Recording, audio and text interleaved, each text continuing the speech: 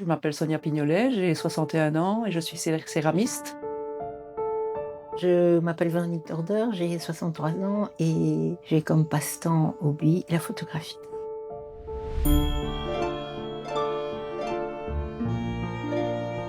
Le titre, il est né de la rencontre avec Sonia, le fait qu'on allait exposer ensemble et que je connais ses pavés depuis longtemps et que c'est un objet que j'aime bien parce qu'il se prête à beaucoup de choses.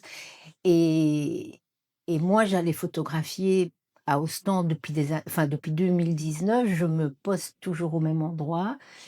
Et c'est la plage derrière, la jetée quoi, enfin devant enfin des 2 côtés quoi. Donc ça matchait. C'est une très belle opportunité de pouvoir montrer, d'associer deux disciplines différentes qui parlent du même sujet finalement. Ça faisait un lien assez direct entre la plage, les pavés et les photos de Véronique. C'était vraiment un lien qui était, assez évident finalement.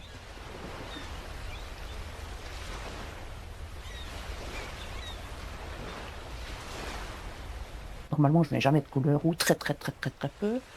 Et j'ai pris vraiment un beau plaisir vraiment à mettre de la couleur. Et cette année-ci, justement avec ce monde de brut dans lequel on est, assez, violent pour moi en tout cas, j'ai trouvé ça très reposant de mettre de la couleur, et faire la mer et la plage et d'être partie dans toute cette dynamique, voilà qui m'a plu. En tout cas, tout cet été, j'ai pensé à cette exposition et voilà, j'en suis très fière. J'aime la mer, pourquoi? Parce que il y a rien qui coupe le regard.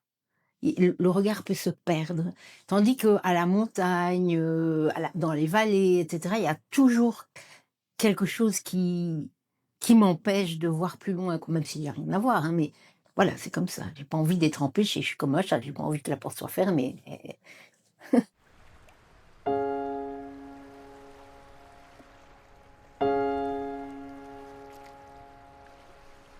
Ça me calme, c'est un rythme qui est lent et qui me convient, voilà, dans ce monde de brut et de rapidité, voilà. Quand je crée mes pavés et je reviens souvent à mes pavés finalement, ça me met un calme.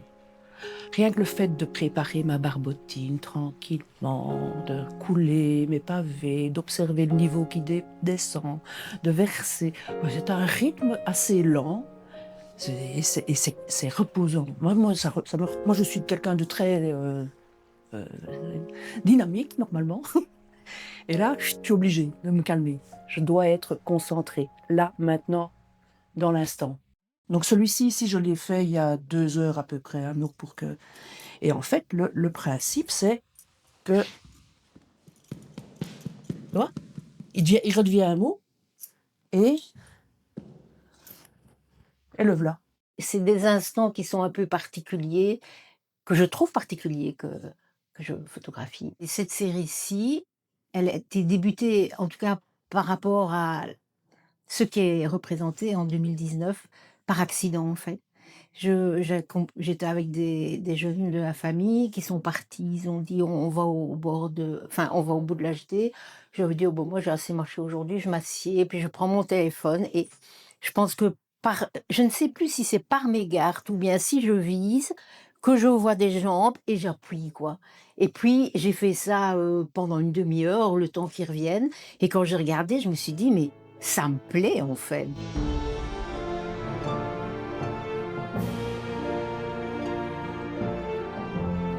Quand je suis dans mon univers artistique, la violence extérieure m'atteint moins. C'est pour ça que j'ai pas voulu les faire taguer cette fois-ci. Parce qu'on est arrivé vraiment dans un monde violent.